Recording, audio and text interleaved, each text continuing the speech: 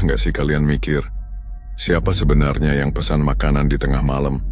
Dan bener nggak sih lokasi pengantarannya itu beneran ada? Karena malam itu, seorang kurir bernama Raffi dapat orderan aneh. Lokasinya, warung kecil yang katanya berdiri di tengah sawah tanpa penerangan, tanpa suara, tapi statusnya jelas, aktif di aplikasi. Awalnya Raffi pikir ini cuma pelanggan iseng, tapi setelah nasi goreng itu diantar, justru kehidupannya berubah. Tiap malam ada yang datang, tiap malam ada yang menunggu. Ini bukan cuma kisah tentang warung angker, tapi tentang rahasia kelam, tumbal, dan rasa lapar yang tak pernah bisa dipuaskan. Selamat datang di kisah nyata yang mengendap dalam kegelapan. Warung tengah sawah.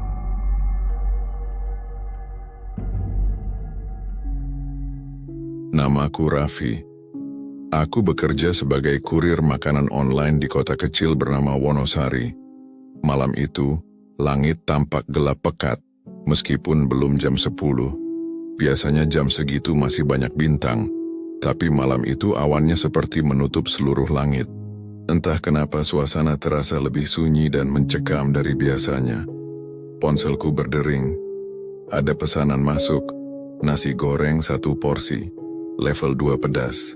Kirim ke warung tengah sawah Jel Godean KM 15, catatan, masuk jalan kecil di samping pom bensin, lurus sampai ketemu saung bambu.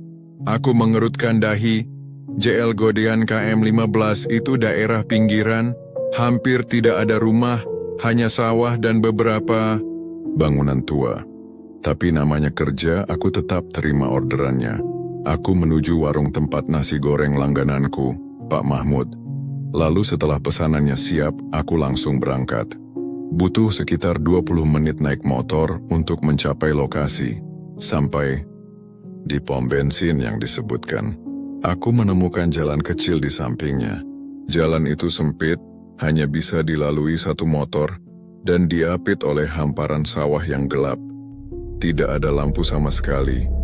Aku menyalakan lampu tinggi motorku. Jalan itu terus lurus tanpa ada percabangan. Sekitar 5 menit melaju pelan, aku melihat sebuah saung bambu tua berdiri di tengah sawah. Di situ ada papan kayu bertuliskan, "Warung Tengah Sawah." Aku menghela napas. Ya udahlah, mungkin warung kopi atau semacam tempat nongkrong unik, pikirku. Tapi anehnya, tidak ada satu cahaya pun dari bangunan itu. Bahkan tak ada suara. Tapi aplikasi pengantarku menunjukkan, Anda sudah sampai di lokasi. Aku turun dari motor dan memanggil, "Permisi, pengantaran nasi goreng." Tidak ada jawaban. Angin tiba-tiba berembus pelan, membuat dedaunan bambu di sekitar saung bergemerisik. Aku melangkah ke depan pintu saung dan memanggil lagi, sedikit lebih keras. "Permisi, ini pesanannya." Tiba-tiba dari balik bayangan pojok saung, muncul seorang lelaki tua berpakaian lusuh. Wajahnya tampak kotor dengan sorot mata yang tajam dan dalam. Dia keluar dengan langkah pelan sambil menunjuk ke dalam. "Taruh aja di meja." Aku sedikit ragu, tapi akhirnya masuk juga dan meletakkan nasi goreng di meja bambu. Tempat itu kosong, hanya ada meja dan tikar anyaman usang. Bau apek menyengat. Setelah meletakkan makanan, aku menunggu dia membayar.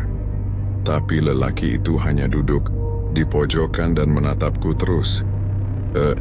Pak, pembayaran tunai ya?" Tanyaku pelan. Dia tak menjawab.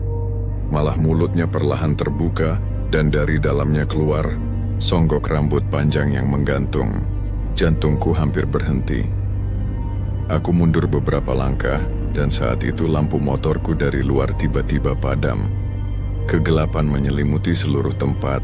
Dari dalam saung terdengar suara perempuan menangis.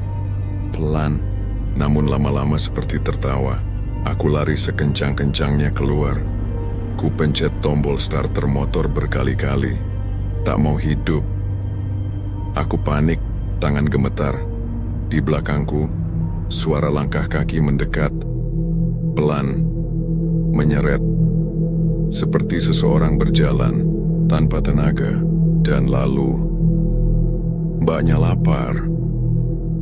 Suara itu begitu dekat di telingaku. Nafasku tertahan. Aku menoleh dengan sangat perlahan. Di belakangku berdiri seorang perempuan muda.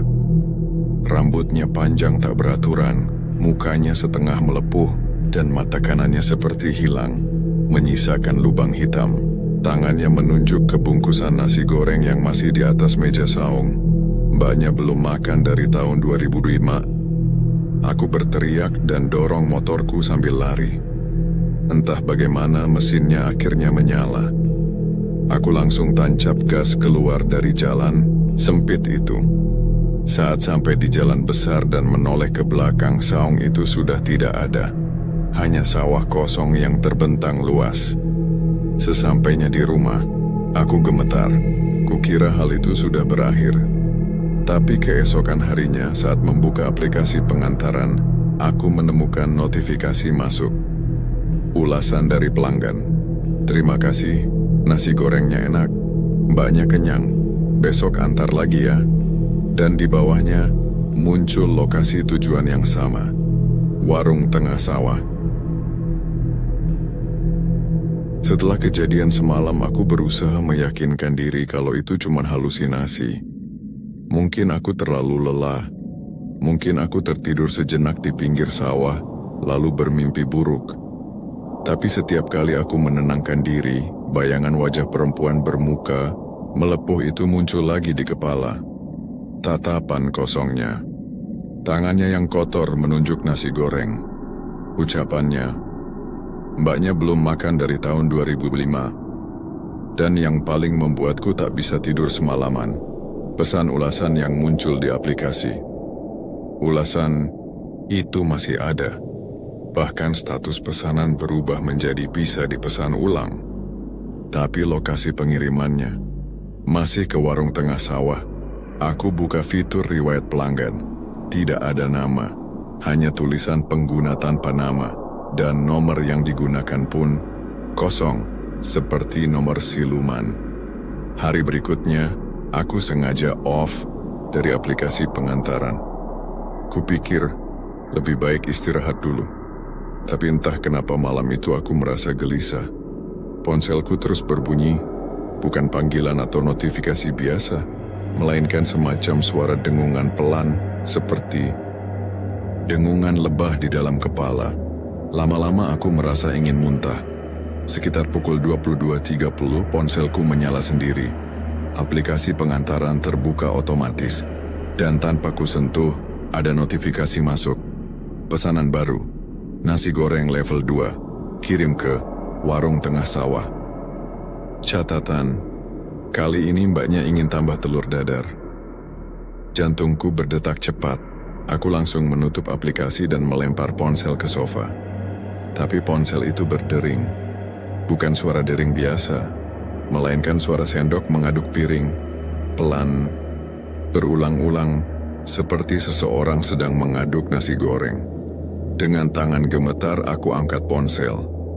Tak ada suara dari seberang, hanya napas berat. Dan kemudian bisikan, mbaknya nunggu ya mas, jangan lama, lapar. Seketika layar ponsel mati, aku langsung tarik baterai. Tapi, tunggu, ponselku baterai tanam, aku bengong. Aku tidak menarik apa-apa. Keesokan harinya aku putuskan mendatangi warung nasi goreng tempat aku beli pesanan tempo hari. Aku ingin bertanya, siapa yang biasa pesan nasi dari sana untuk dikirim ke warung tengah sawah? Pak Mahmud, saya mau tanya, ujarku saat sampai di warung. Pak Mahmud yang sedang mengaduk wajan panas menoleh. Wajahnya langsung berubah pucat saat aku menyebut nama lokasi itu. Warung tengah sawah, gumamnya pelan.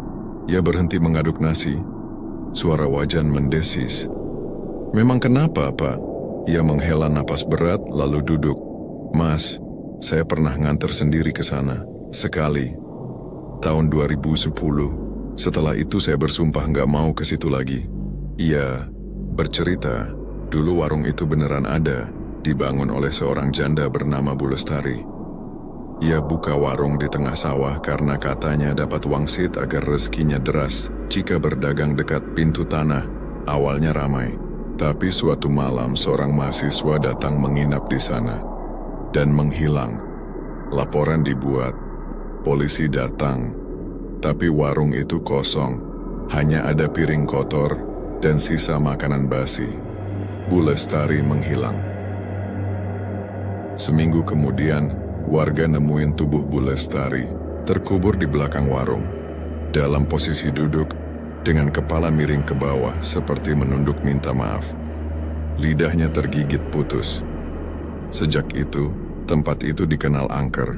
Tidak ada yang berani mendekat apalagi malam hari. Kalau Mas dapat pesanan ke sana, mending jangan diladenin. Itu bukan buat orang hidup, ujar Pak Mahmud. Aku tak bisa berkata apa-apa. Tapi rasa penasaran dan ketakutan terus menggangguku. Malam ketiga, aku benar-benar tak bisa tidur. Di luar kamar, ku dengar suara langkah kaki menyeret, seolah seseorang berjalan sambil menyeret sesuatu berat. Ketika ku buka pintu kamar, ruang tamu kosong, tapi ada bungkusan plastik putih di atas meja. Ku tarik napas dalam, pelan-pelan aku dekati. Di bungkusnya tertulis, nasi goreng level 2 plus telur. Terima kasih ya Mas, mbaknya suka. Aku buka perlahan, dan isi nasi itu bukan nasi, tapi tanah basah dan rambut hitam panjang yang menggulung. Tiba-tiba ponselku berbunyi lagi, layarnya menyala sendiri, memperlihatkan wajahku di layar kamera depan. Tapi di belakangku ada bayangan. Seorang perempuan duduk di lantai, memakan sesuatu dengan lahap. Aku berbalik dengan cepat, kosong. Tapi di bawah meja, kulihat bekas jejak tangan. Berlumpur dan tulisan samar dengan tanah. Kamu harus antar lagi atau mbak yang datang. Setelah malam itu, aku benar-benar tidak bisa hidup tenang. Bahkan siang pun terasa mengerikan. Aku coba pindah tempat tidur ke ruang tengah, menyalakan lampu terus-menerus, bahkan kupanggil ustaz dari mushola dekat rumah untuk meruqyah sederhana. Tapi tetap saja, bungkusan nasi goreng itu selalu muncul. Kadang pagi, kadang siang. Isinya selalu aneh. Pernah berupa tanah merah dan pecahan gigi, pernah juga daging gosong berbau busuk seperti bangkai lama. Tapi yang paling membuatku ingin gila adalah bau wangi bunga kantil yang selalu muncul bersamaan dengan kedatangan bungkus nasi itu. Seperti ada yang baru lewat. Atau tinggal malam berikutnya, aku memutuskan mencari tahu lebih dalam. Aku kunjungi seorang teman lamaku, Yaya, yang bekerja sebagai wartawan lokal. Kukira kalau ada orang yang bisa bantu aku gali informasi soal Bu Lestari, pasti dia. Kami bertemu di sebuah warung kopi. Aku cerita panjang lebar dari awal sampai kejadian terakhir. Yaya langsung diam begitu aku sebut nama warung tengah, sawah. Aku pernah dengar nama itu, katanya. Ia pun membuka laptop dan mulai mengetik cepat. Tapi kayaknya bukan cuma soal warung angker. Ini ada kaitannya sama kasus lama, pembunuhan ritual. Aku menegang. Ritual? Ia mengangguk. Tahun 2004, ada beberapa laporan soal perempuan bernama Lestari yang sering melakukan semacam tirakat di sawah. Malam-malam dia berjalan sendiri sambil membawa dulang isi makanan dan sesajen. Katanya sih untuk minta pesugihan. Tapi enggak ada yang berani ganggu karena dia masih dikenal baik dan dermawan. Lalu Yaya menunjukkan sebuah artikel usang. Misteri warung sawah dan janda pesugihan. 3 korban hilang. Jasad ditemukan membusuk di sumur. Isi artikel itu menceritakan bahwa 3 orang mahasiswa hilang secara misterius setelah menginap di warung tersebut. Setelah penyelidikan, warga menemukan sumur kering di belakang warung. Dan dari dalamnya diangkat 3 tubuh yang sudah membusuk dengan bekas sayatan di dada berbentuk segitiga. Diduga korban dijadikan tumbal, jelas Yaya. dan warung itu sempat dibakar oleh warga. Tapi anehnya beberapa hari kemudian, bangunannya muncul lagi seolah tak pernah terbakar. Sejak itu tak ada yang berani mendekat. Aku merinding, tanganku mencengkeram gelas kopi yang sudah dingin. Dan yang paling aneh, Yaya menatapku dalam. Sosok Bu Lestari katanya sempat terlihat setelah ia dikabarkan mati. Dia jalan di pematang sawah, pakai daster, bawa piring nasi. Tapi wajahnya sudah melepuh, mungkin karena bakaran atau kutukan. Aku pulang dengan kepala penuh bayangan ngeri, tapi rasa penasaran mendorongku lebih jauh. Malam itu juga, aku kembali ke lokasi warung tengah sawah. Kali ini dengan bekal lebih banyak, senter, air doa, dan nasi goreng lengkap seperti yang biasa dipesan.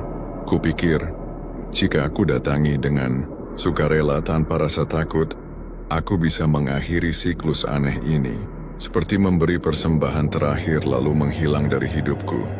Saat sampai di lokasi, jalur masuk ke sawah tampak lebih sempit dari sebelumnya. Kabut mulai turun dari ujung jalan, tapi aku tetap melaju pelan, dan benar saja, warung itu ada, berdiri dalam gelap, tapi kali ini ada cahaya redup dari dalam, seperti pelita kecil. Aku turun dari motor dengan lutut lemas. Saat mendekat, bau amis dan anyir menyambutku. Lantai bambunya mulai berjamur, dan tirai dari karung goni bergoyang pelan tertiup angin. "Permisi," bisikku. Tak ada jawaban. Tapi dari dalam, terdengar suara piring jatuh. Lalu suara perempuan. "Mas Raffi, sudah datang." Aku mematung. Aku tak pernah memberitahu namaku.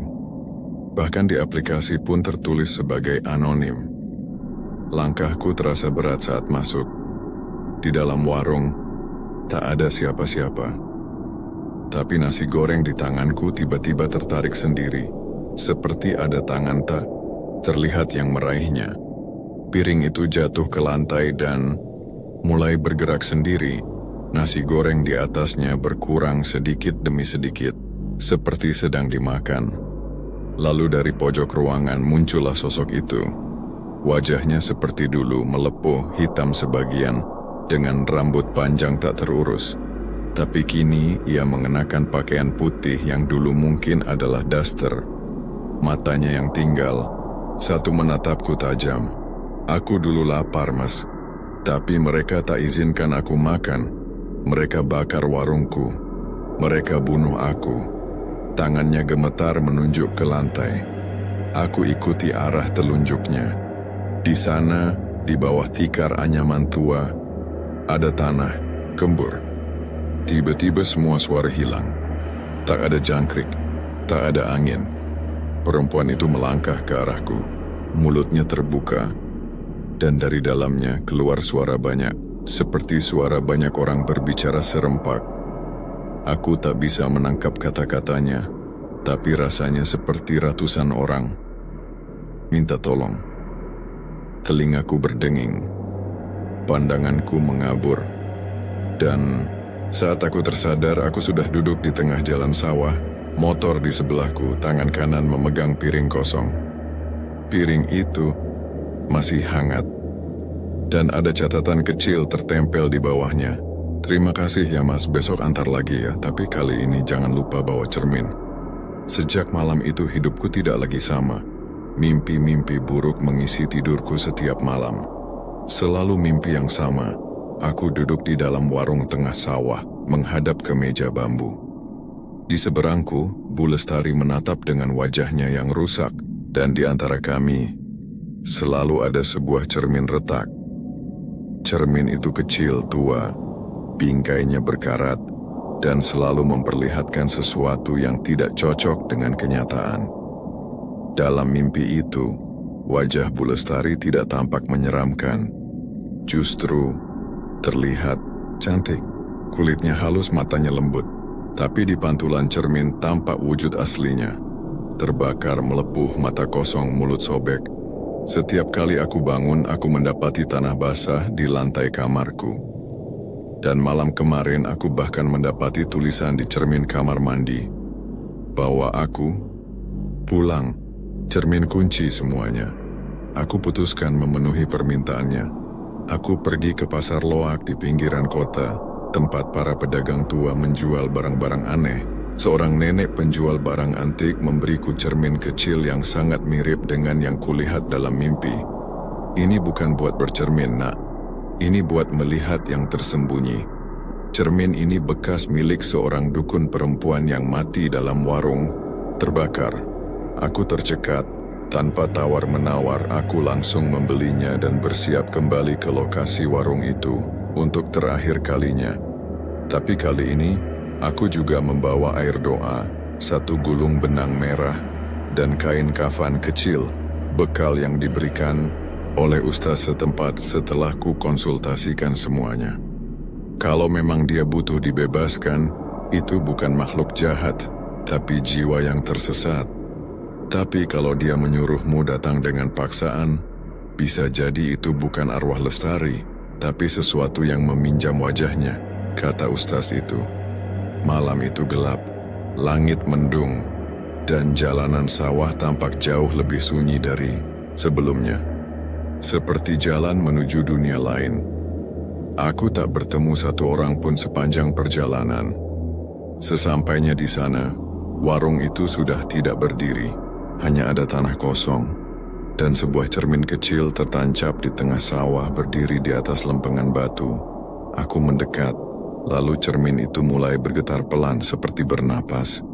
Ketika aku lihat pantulannya, aku tidak melihat diriku sendiri, yang tampak adalah seorang laki-laki tua, sedang duduk sambil menangis di dalam warung. Di meja depannya ada 3 foto mahasiswa dan 1 piring nasi gosong. Lalu bayangan dalam cermin berubah, kini memperlihatkan Bu Lestari muda, sedang memasak nasi goreng, tersenyum ramah.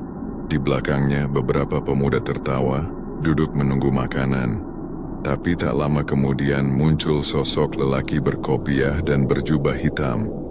Ia bicara pelan ke Lestari, lalu menunjuk ke arah para pemuda itu. Semua gambar dalam cermin berubah menjadi kabur.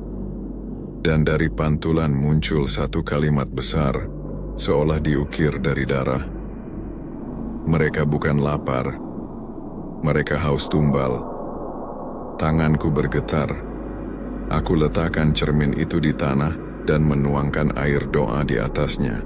Lalu kubalut dengan kain kafan kecil dan mengikatnya dengan benang merah seperti yang diminta ustaz. Saat itu, tanah mulai berguncang. Dari dalam tanah, terdengar suara orang-orang menangis, suara perempuan tertawa, suara logam beradu, suara piring jatuh dan teriakan minta tolong. Di hadapanku muncul Bu Lestari, tapi kini tubuhnya tinggal setengah. Badannya terangkat dari tanah dengan wajah menyeringai lebar. Kenapa kamu matikan cerminnya, Mas? Aku cuma ingin kamu tenang, jangan kirim pesanan lagi. Ini bukan tempatmu lagi. Tapi wajahnya berubah bengis. Tangan hitamnya meraihku. Dan saat itu juga aku balas mengangkat cermin yang sudah terbalut. Saat cermin itu menghadap wajahnya, dia berteriak sangat kencang. Tubuhnya mengepul seperti asap yang terbakar. Sosok-sosok lain muncul, para korban berputar dalam bayangan cermin, dan satu persatu menghilang. Terakhir, aku melihat pantulan Bu Lestari dalam cermin. Wajahnya kini bersih. Ia tersenyum, lalu berkata pelan, "Akhirnya, kenyang juga." Dan semuanya menghilang. Sudah 2 minggu berlalu. Tidak ada lagi pesanan misterius. Tidak ada suara di tengah malam. Tidak ada bungkus nasi goreng yang muncul di meja makan. Tapi setiap malam sebelum tidur aku menatap cermin kecil itu, yang kini kusimpan di dalam lemari kayu. Dan kadang, hanya kadang, saat aku mengintip dari sudut mata, aku melihat pantulan. Warung itu masih berdiri di tengah sawah. Masih ada meja, masih ada pelita kecil, dan masih ada seseorang duduk di sana, menungguku.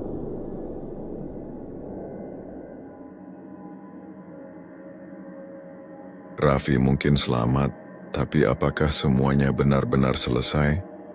Cermin itu masih ada, dan siapapun yang menatapnya terlalu lama, katanya akan melihat jalan menuju warung itu kembali terbuka. Mungkin warung itu tidak pernah benar-benar hilang, hanya menunggu pesanan baru dan pengantar baru. Dan pertanyaannya sekarang, kalau kamu dapat orderan nasi goreng ke tengah sawah malam-malam, kamu bakal berani antar?